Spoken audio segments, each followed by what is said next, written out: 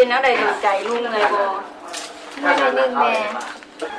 ดวงใจเป็นแนวใดลูกมึงพุทเทียนได้หลายสันใดแล้วได้หลายเติบแล้วพอเวลาชิวเลยแม่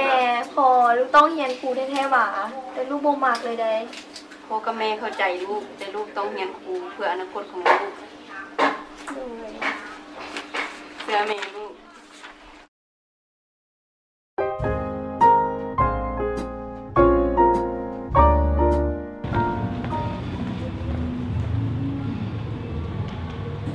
เอานักเรียนวันนี้ทำอินเสกเนาะเวลา103 นาทีเด้อเท่านี้มานั่งดีไว้ได้สาวก็ได้ทำตัวคน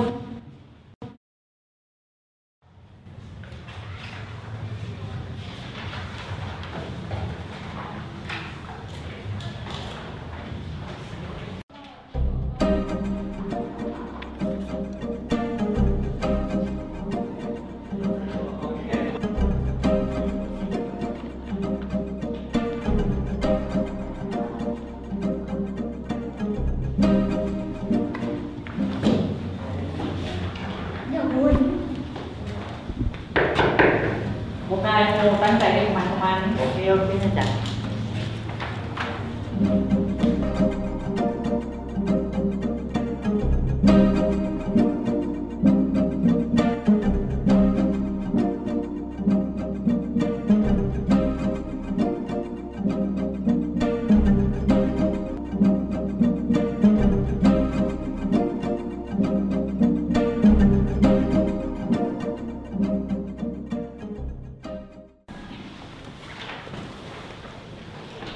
เดือนที่2ก็เด้อทำเห็นเอกสารที่หมายเด็กได้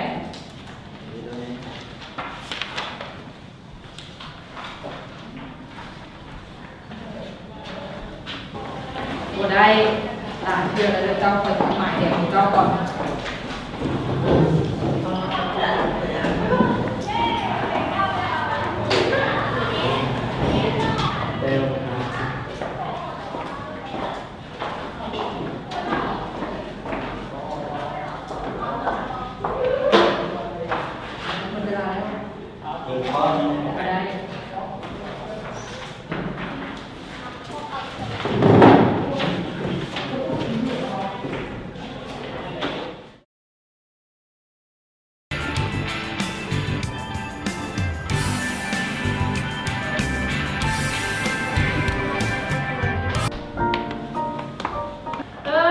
ขึ้นว่าเขาเป็นสิ่งที่ถั่วเอากระติดเลยโน่อุ้ยคนหลายแท้โอ้ยได้ก็ไปเบิ่งแล้วนะไปสนับ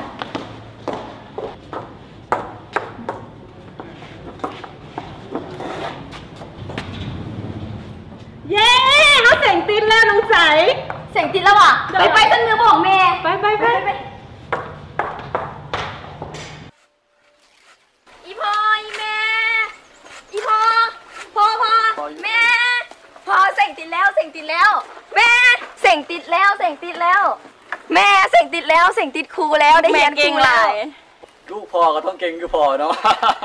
ลูกแม่คือกันเอาจะเถียงกันลูกน้ำกันทันเลย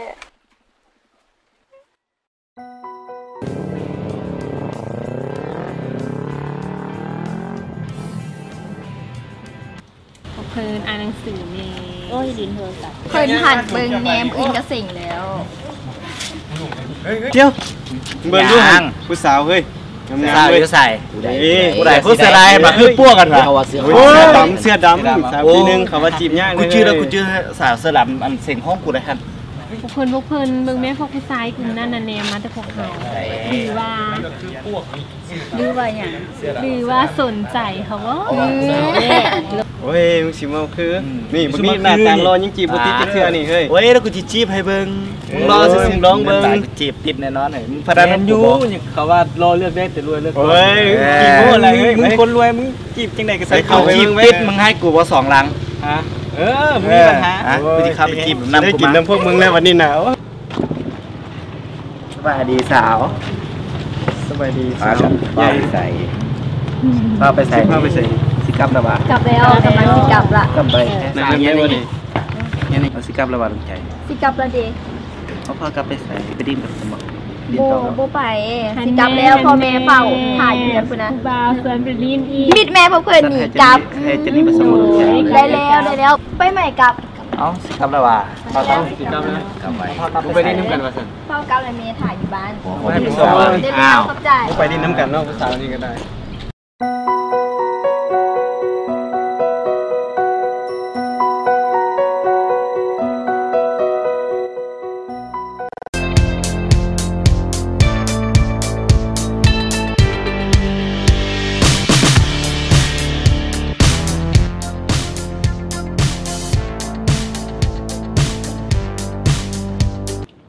จะเอ๋เห็นอย่างอยู่ เอ้าก็เห็นว่าอ่านบทเฮียยังไม่ถามอยู่ โอ้ปนาขาดมาแรงบ้างบอก บวางมีอย่างบอก ที่ส่วนไปมันไปกินเบียร์อยู่ห้องใหญ่อะนะพวนมูเจ้านั่งอยู่นี่นะพวกงามๆน้ำมันเราไปเนาะ บไปไม่มึงนาซามึงนี้เฝ้ากลับไปซอยเวียกแม่ โอ้ยไปน้ำกันอ่านแต่หนังสือได้จังนั้นก็เก็บเส้นเก็บเอ็นไป มือนี้เขาบ่ได้เอารถมาเลย จะนี่ไปส่งก็ได้จะนี่ไปส่งกลับบ้านเลยเรียกส่วนก็ได้แต่ไม่ยืดทำไมเนาะไปน้ำกันเนาะ ไปน้ำกันเนาะ ไปจังนั้นก็กลับ6-7 โมงก็กลับนะ สั้น7 โมงกลับ 8 โมง บ่สั้นบ่ไปเลย 7 โมงก็7 โมงไป7 โมงเลย ไปไหม ไปเมื่อ2 อาทิตย์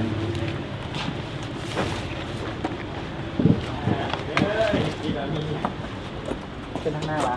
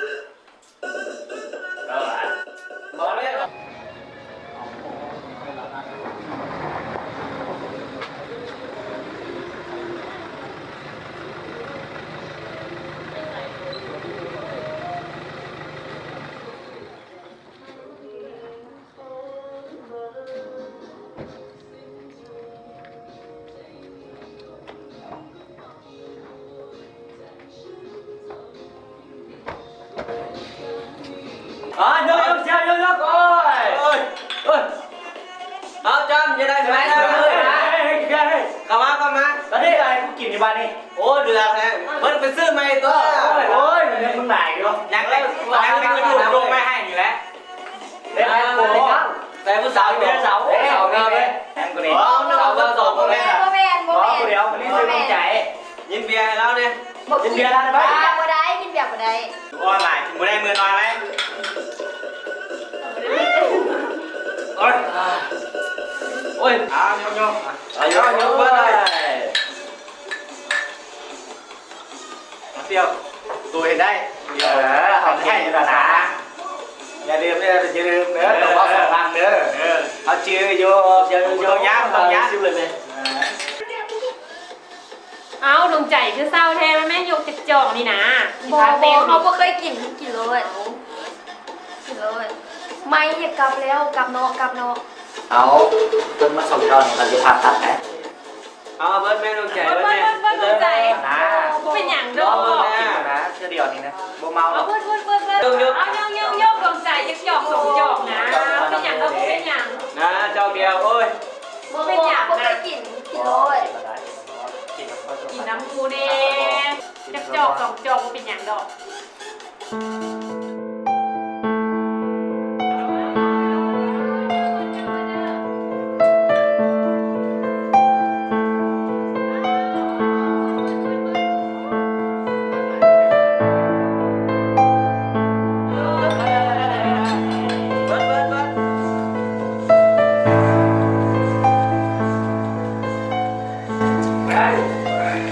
โอเคแค่นี้ครับ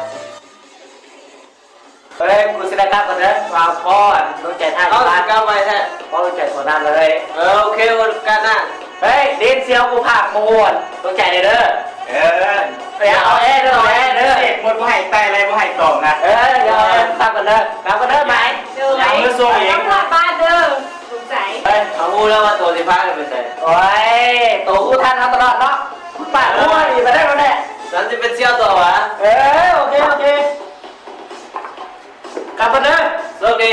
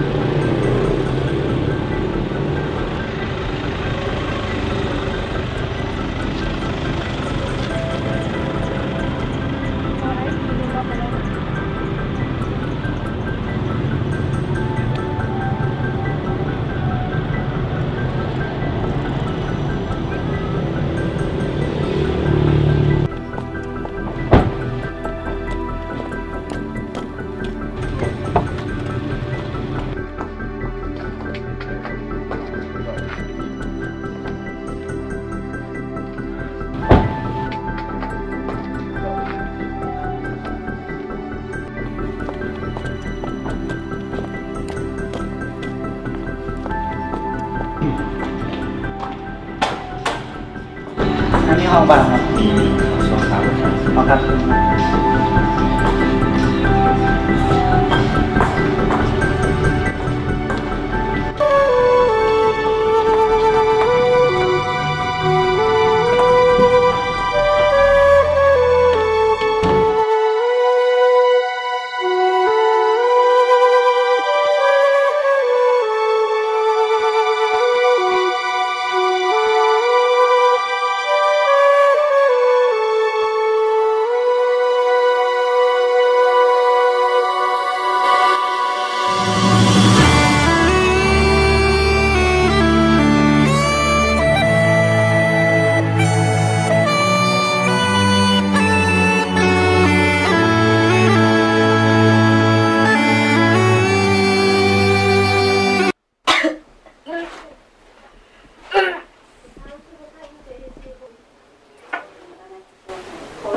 แค่เจ็บหัวเลยวะ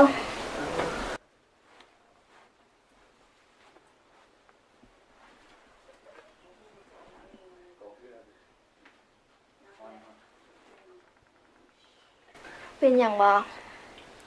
มันเจ็บหัว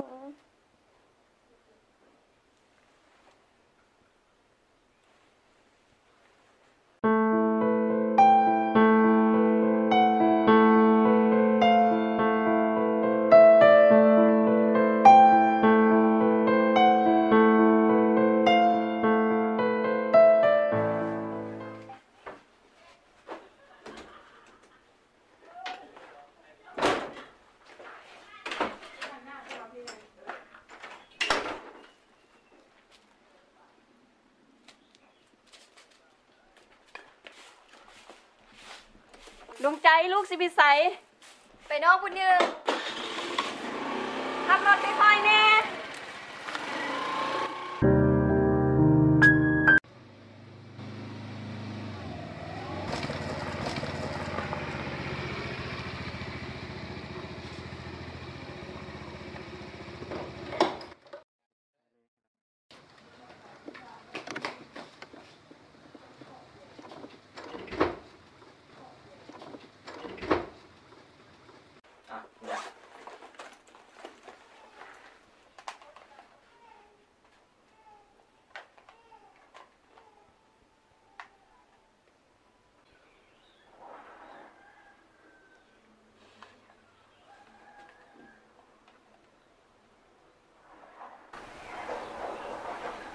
ยายเป็นคือที่คิดเลย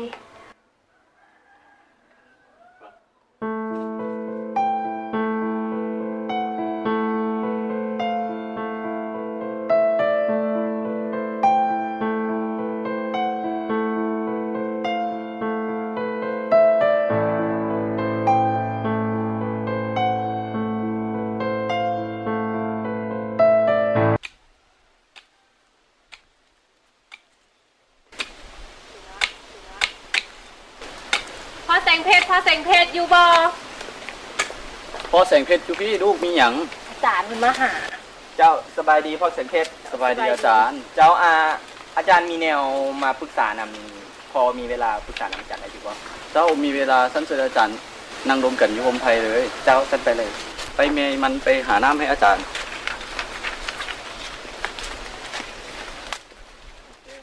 ท่านอาจารย์มหาพรนี่มีเวียกหยัง อาจารย์กสิมาว่าเรื่องเรียกกับเรื่องดวงใจแหละ เซิร์นกินน้ำอาจารย์ลูกใหม่กินน้ำไหมโดย เอาสั้นเอามาเข้าเวียกกันเลยเนาะ เจ้า ก็คือมื้อนี้อาจารย์ได้มอบหมายจากทางองค์การเพิ่นเนาะลงมาหาพ่อแม่ดวงใจนี่แหละคือว่าดวงใจหันบุกไปเรียนหลายมื้อแล้วได้หลายวิชากับอาจารย์เพิ่นสิบ่ให้มีสิทธิ์เสียงแล้วเนาะก็คือในปีนี้ดวงใจอาจจะบ่จบได้นี่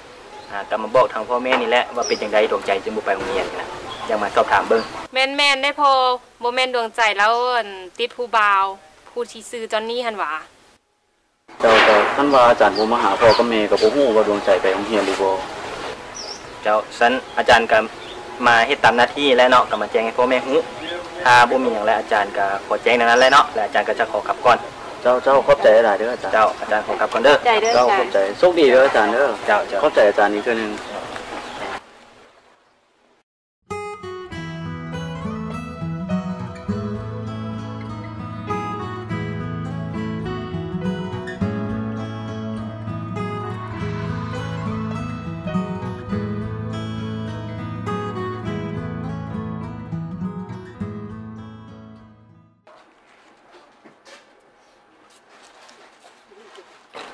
แล้วครับไปดินต่อแล้วกินเบียร์เนาะ จินที่สายสายใจบอก บ่ได้ไปหล่นอันนั้นเนาะ นี่แถมบอเดี๋ยวนี้นี่ไม่อย่างจนนี้ผู้หญิงคนนี้เมนไผ่ย้อนเดี๋ยวนี้เมนบอโทรหาที่ไหนกับบ่ได้ มันแบบบา ไอ้จอนนี้ผู้หญิงคนนี้เมนไผ่ ดวงใจมีหยังทำมาร่วมกันอยู่นอกพี่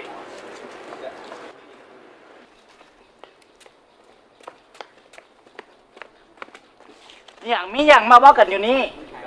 จะมาแบบนี้จังใดผู้หญิงผู้นั้นเมนไผ่จะมากับไผ่ โอ้ยดวงใจเจ้าเศร้าซูซี่เถอะคอยเบื่อเจ้าแห้งนี่น่ะ เจ้ากลับไปเป็นลูกที่ดีของพ่อของแม่เจ้าซะ เบื่อสันหวาแล้วลูกของเขานี่เด อีหยังเจ้าเบ้าหยังลูกหยังคอยบูฮู้ ตอนนี้คอยถือพาลูกของเจ้าอยู่เจ้าเข้าใจบอ โอ้ยเจ้ามันมั่วเจ้ามันผู้ยิงง่ายเจ้ามั่วซั่ว จนนี้เจ้าคือเว่าแบบนี้คันโบเสือไปกวดคืนก็ได้ โอ้ยเศร้าดวงใจเอ้ยเจ้าเอาเงินนี่ไปซะแล้วเอาลูกออกพร้อมแล้วเจ้าก็บ่ต้องมาบุญบายกับชีวิตคอยอีกคอยมีผู้ใหม่แล้วเจ้าก็ฮู้ปล่อยค่อยไปซะ หวานต้องจืดปากก็ต้องมีคำมาอธิบายคิดแยกหักกันไปจนตายต้องมีน้ำมาให้สลายหวานต้องจืดปากก็ต้องมีคำมาอธิบายสิ่งดีๆที่มีต่อกันต้องมีน้ำมาให้สลายเขาเคยหักกันมันบ่เขาหักกันหลายมันบ่คงหาบ่มี without you baby หักจนมันคือกับฝันบ่คิดที่จะจากกันคงหาบ่มี without you and when we need we now together คงหักของเราบ่หวานคือแต่ก่อน just keep to you นำกัน forever เจ้ามาบอกว่าหักเขานั้นสำคัญจะคิดว่าเขาจะหัก forever หวานบ่ต้องจืดไปแล้วไม่บอก ทำอีกที่เฮาสบตาทำอีกที่เจ้ายิ้มหาทำอีกที่คอยคิดว่าเจ้าเป็นคือกับนางฟ้าทำอีกที่คอยขอเบอร์ทำอีกที่เจ้าเสนอทำอีกเจ้าว่าแต่เจ้าว่ามาคอยเดินจากนั้นเฮาก็ได้เดทความหักบ่มีขอบเขตจากนั้นเฮาก็ได้เลิกอัพพุชู ดวงใจลูกมีปัญหาอย่างเว้ากับพ่อกับแม่ได้เด้อลูก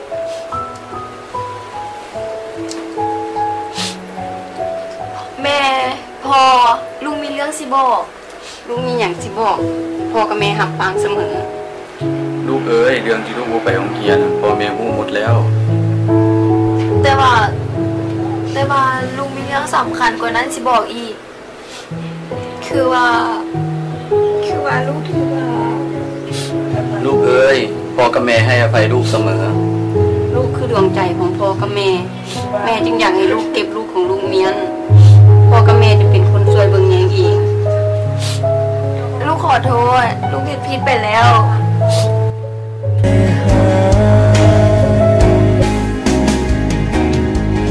บ่ได้หวังสิ่งตอบแทนขอเพียงลูกนั้นเป็นคนดีเท่านี้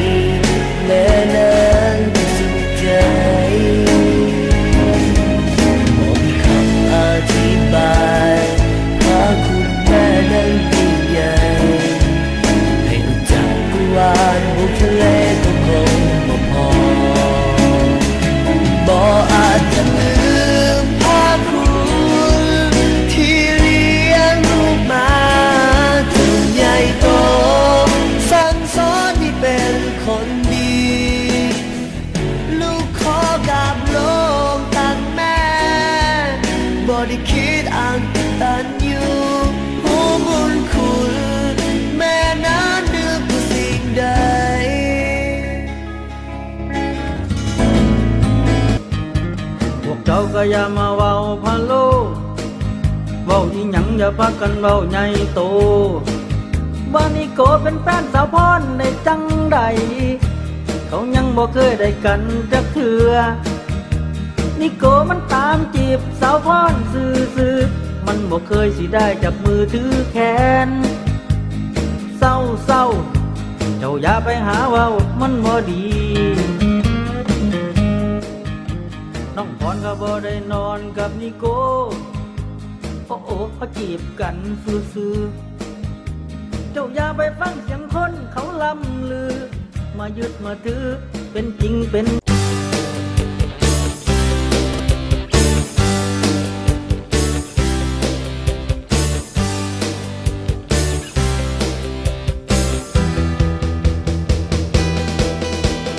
ปักคำน้อยขี่มอเตอร์ไซค์จะแม่นขี่ไว้หลายนอเล็งคันเล็งจำเรายังบ่พอที่เฝ้าไปตายสั้นบ่ที่เฝ้าไปตายสั้นบ่